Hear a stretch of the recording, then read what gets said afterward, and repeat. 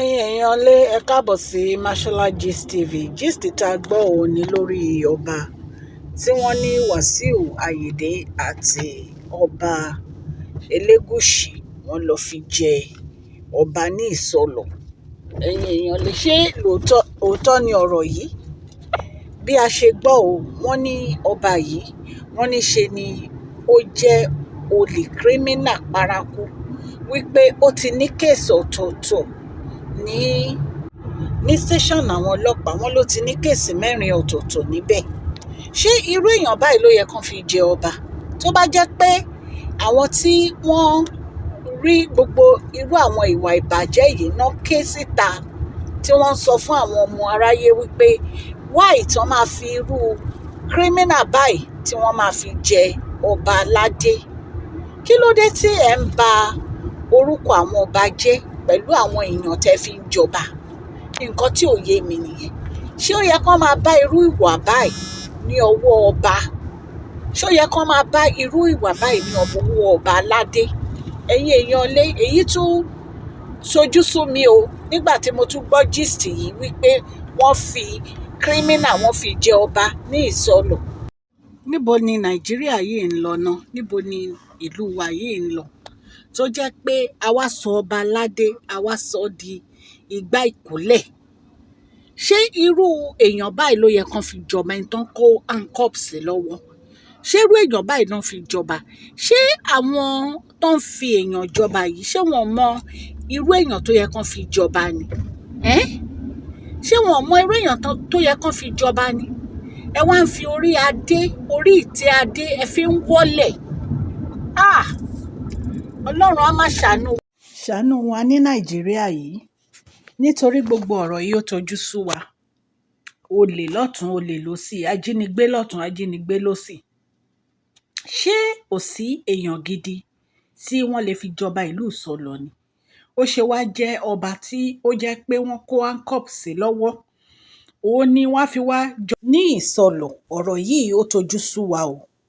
Ṣùgbọ́n èmi rò pé ó yẹ kí ọba Èkó mọ̀ ń pa nǹkan tó ṣẹlẹ̀ yìí àti gọ́vnà Èkó. Ẹ jẹ́ ká gbọ́ nǹkan tí alàgbà yìí sọ lórí ọ̀rọ̀ yìí. Àwọn ní kẹ́yìn kọ̀ọ̀kan máa yẹ kẹ́ gbọ́. Kábíyèsí ìlú Èkó ó ti dàrú ní àsìkò yìí. Ìlú Èkó ó ti dàrú ní àsìkò yìí. Wọ́n mú kírímínà, olè, land grabber, wọ́n lè fi jẹ ọba ní ìlú Isolo. Kò lè sí ẹni tó gbọ́ ní inú Lagos State. Wọ́n wá bò mọ́lẹ̀, wọ́n ní kẹ́yìn kọ̀ọ̀kan máa yẹ kẹ́ gbọ́. Ṣèbí wọ́n ní Èkó kì í gbàgbàkúgbà ni. Àwọn ará Isolo wọn ò mọ bí wọ́n ṣe fi ọba jẹ lé wọn ní orí ní ìlú tí ó jẹ ọba tó dẹ̀ ní ìjòyè tí gómìnà rẹ̀ wà ní orí ìjókòó. Pé wọ́n kó handcuffs sí lọ́wọ́ báyìí tí wọ́n gbé wọn police station lẹ́ẹ̀mẹ́rin ọ̀tọ̀ọ̀tọ̀. Police station bíi 6 ní ọ̀gbẹ́ni tí wọ́n fi jẹ ọba ni ó ti ní kéèsì tí wọ́n já sí ìwòwò tí wọ́n kó handcuffs lé ní ọwọ́. Ẹni sọ pé Èkó Lagos State. Kábíyèsí eléyìí ò nídìí ọ̀rọ̀ kóòtù rárá.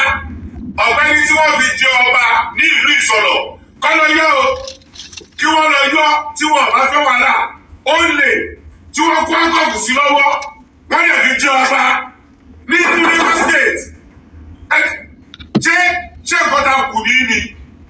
Wọ́n ní Wasiu Ayinde, ọba Ayinde Elegushi, Akíṣíkù, Aláwòrò Ẹ̀yọ̀, Adébọ́lá Dòsùnmù, wọ́n náà tọ́jọ́ cook tí wọ́n fi ọ̀gbẹ́ni ex-convict bí ọdún ṣẹ́kọ̀ ní tí wọ́n fi jẹ ọba ẹ̀dẹ̀ wà ní orí àlééfà ní ìlú Lagos State. Wọ́n ní wọ́n wá fi orúkọ Aṣíwájú Bọ́lá Tinubu wọ́n fi pa irọ́.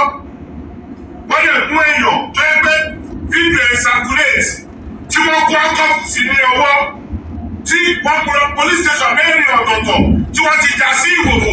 Irú ẹni yẹn tí wọ́n fi jọba ní Lagos State. Kábíyèsí lè ní sinmi o, tí wọ́n bá yọ ọ̀gbẹ́ni yẹn tí wọ́n fi jọba, ìlú Èkó lè rojú o, ìlú Èkó lè ráyè, kò kí ń ṣe èpè. Tí wọ́n bá fi lè fi irú ọ̀gbẹ́ni yẹn tí wọ́n kó handcuffs sí ní ọwọ́, ẹ jọ kí ni process yọ ọba nínú ìlú tí gbogbo process tí ó yẹ kí ọmọlúwàbí kí ó pass through òun ni Jimmy Adétòkunbọ̀ Ògúnlóbà ni ó pass through tí wọ́n lè spray rẹ̀ tí ó lè sanwó sí. nǹkan tí arákùnrin yìí ń sọ ni wípé àwọn tó yẹ kán fi jọba wọn ò fi wọ́n jẹ ọba. ẹ jẹ́ ká jọ máa gbọ́ lọ. tí wọ́n ṣe spinning fún wọ́n lè fi jẹ ọba lé àwọn èèyàn ní orí ní Ìsọlọ̀ ìlú wa pa lọ́lọ́ ó dàbí ẹni pé kò sí èèyàn nílùú nígbà tí wọ́n fi ọba jẹ kábíyèsí ọ̀gbẹ́ni yẹn tí wọ́n fi jẹ ọba ìlú Èkó Yorùbá sùn tí wọ́n lè spin rẹ̀ tí ó lè sanwó sí àpò Lagos State wọ́n lè mú èèyàn tí ò ní a single document tí wọ́n ṣe spinning fún wọ́n lè fi jẹ ọba lé àwọn èèyàn ní orí ní Ìsọlọ̀ ìlú wa pa lọ́lọ́ ó dàbí ẹni pé kò sí èèyàn nílùú nígbà tí wọ́n fi ọba jẹ kábíyèsí ọba Akíolú ẹ̀yẹ̀wà ní orí àléfà láì kú yí ìlú ti dàrú o ìlú Èkó tí ẹ jọba lé lórí ó ti dàrú wọ́n mú olè èèyàn tí pọ́pọ́pọ́pù sí ní ọwọ́ tí wọ́n mú tápàrẹ́ díẹ̀ ní police station bíi mẹ́rin ọ̀tọ̀ọ̀tọ̀ jẹ́ pé police station bíi mẹ́fà ni wọ́n ti ṣe fídíò ẹ̀ tí wọ́n já sí òwò ẹ̀yẹ̀ fi ròyìn já ọba ní Ìsọlọ̀ ìlú Èkó lè rojú o ìlú Èkó kò lè rí ojú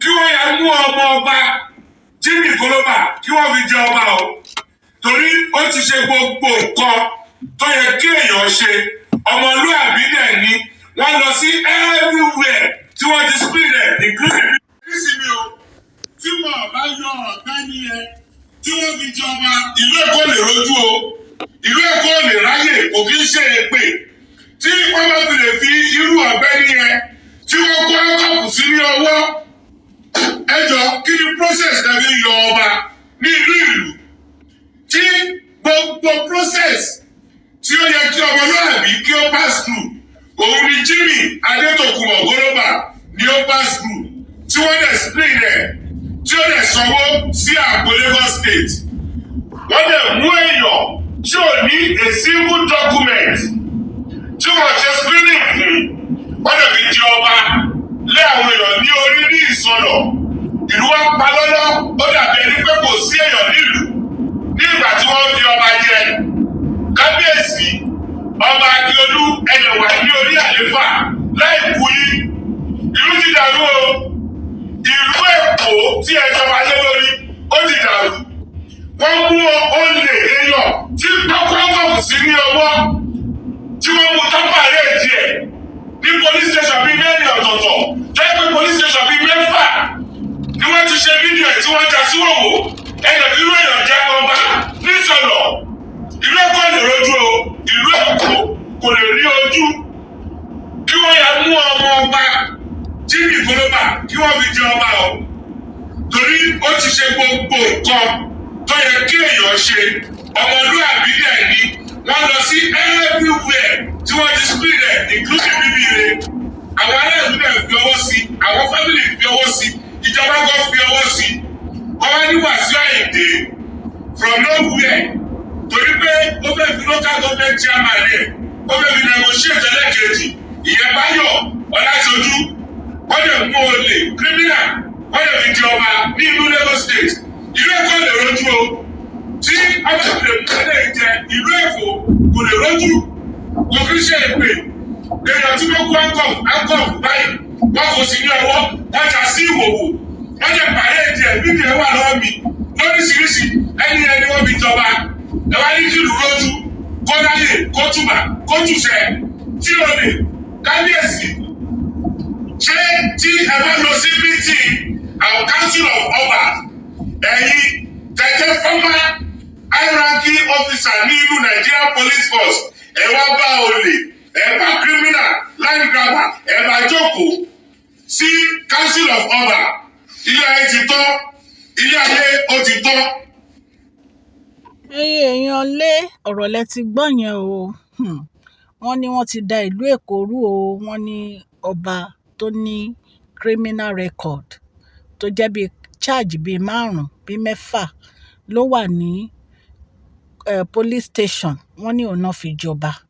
Wọ́n wá ní Wasiu Ayinde àti ọba Elegushi náà fi jọba. Ṣé lóòótọ́ ni àbírọ́? Ẹ̀yin èèyàn lé, ẹ jẹ́ ká comment o lórí ọ̀rọ̀ yìí. Ọlọ́run á wà pẹ̀lú wa ní ìlú Nàìjíríà o.